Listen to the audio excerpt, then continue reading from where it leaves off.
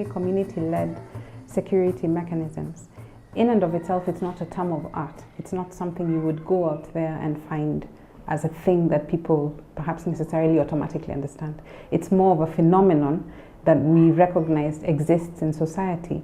What that means is that how people are responding to security, but not just questions of perhaps on the basis of what's written in the law, but how the communities themselves are organizing.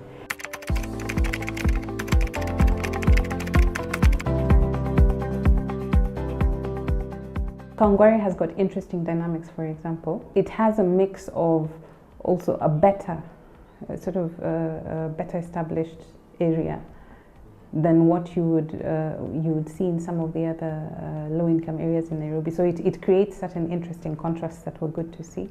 And Mlango Kubwa was particularly key because, one, it was considered the heart of insecurity during when the Mungiki situation was particularly rampant. And it has had so many labels, you know, in terms of common, just everyday speech. People see it as the center of crime.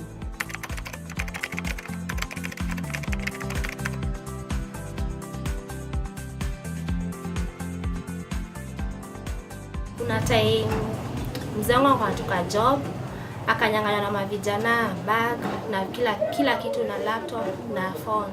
Kuna vijana wanatoka nje kutoka paringine wanakuja hapo kama ndio wanakuja kazi. Ile kazi iko sio kazi ya kufanywa, sio halali. Hata ukitaka kwenda kwa choo utakufunga mlango ndio uende kwa choo. Mgeni wako akiwa pale asifika hapa bila lazima apige simu akwambie nimefika mahali fulani. Wewe ni mkaaji, utamuendea kama ni mtu unajua si mtu hivi, utamuendea utaki aulizwe. There were little marauding gangs within Mlango Kubwa who would then waylay them, but it had escalated to the point where they even had stabbings. Kawangware has had a long history, I dare say, of armed crime, violent crime, guns.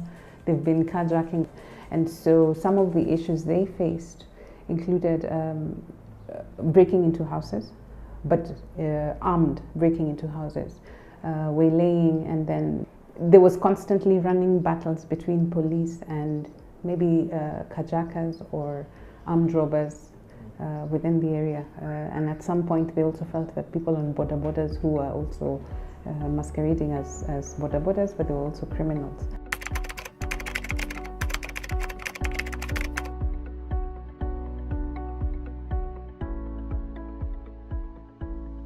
Security ilikuja ikakuwa mbovu, ikakuwa hata hawezi kuja kutembelewa na mtu wenyu, vijana wadogo hapa. Sasa ikafika mahali watu wakaanza tuungane tumalize nini? Tumalize wizi. The landlords and tenants came together in what they formed as an association called Mlata, Landlords and Tenants. Wananchi wakaunga watu mkono wakasema kama wizi itaisha watakuwa wanalipa kila nyumba 50. Hiyo pesa inarudi mnagawanishwa venye mlikuwa kama mko member ite kama pesa fulani. Juu kulikuwa na ofisi na kaza ya ofisi, alafu wengine members wanagawanishwa. Bora wizi isikue, hiyo ndio service ilikuwa. Hiyo kipatikano kibo unashikwa, unapigwa, unapelekwa police station. When it was understood that they were providing security, it became problematic. It was shut down. Their accounts were frozen. Their registration was withdrawn because they were told if you want to provide security, you have to register as a private security company.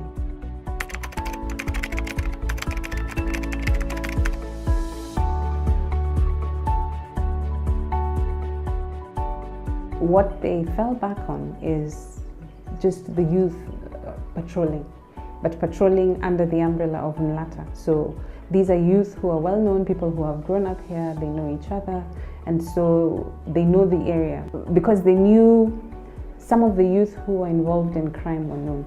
And so by roping them into the patrol, into the providing security, under a known, public, accepted group, it also meant that it created some sort of deterrence.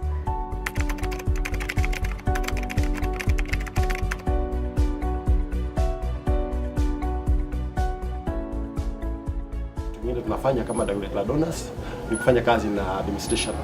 I'm very much in contact with the DC, the OCSs, Wakabete, our Limani, because hao ndio tunafanya kazi nao. So we normally have meetings with them. Wale wengine tunafanya kazi nao as landowner ni the chairmen of nyumba kumi. The Landowners Association has been there for a very, very long time.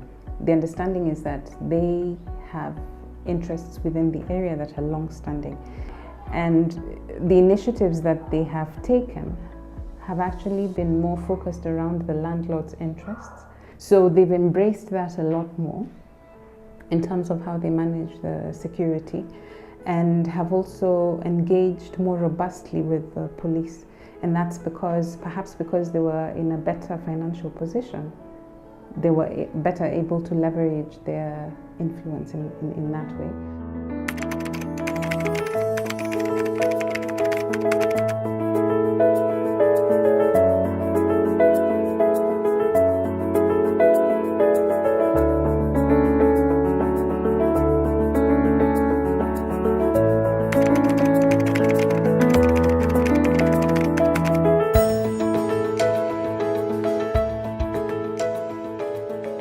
Unapata kaa mbeleni watu wakienda job asubuhi, huwezi toka ati 6 hapo atunaenda job juu utanyongwa, lakini kutoka hii security kuje unaweza toka 6 ukienda job. Their capacity to be transformative to me seems to be quite clear. It is a very nuanced understanding of security and insecurity. They don't fall back on the very basic sort of descriptions of hawa ni wabaya kwa hivyo, you know, these are the criminals. They use the fact that this is our community, we know those who live here, we understand perhaps even why they might engage in crime, and that, you know, not because they engage in crime doesn't make everyone bad. People can be reformed or drawn or given an alternative. This seems to be a willingness within the models that they're using, and that's because they're invested in that community.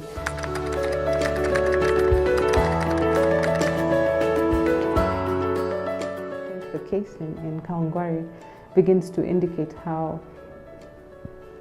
influence of landlords who own property and so are vested here, they're here for the long haul.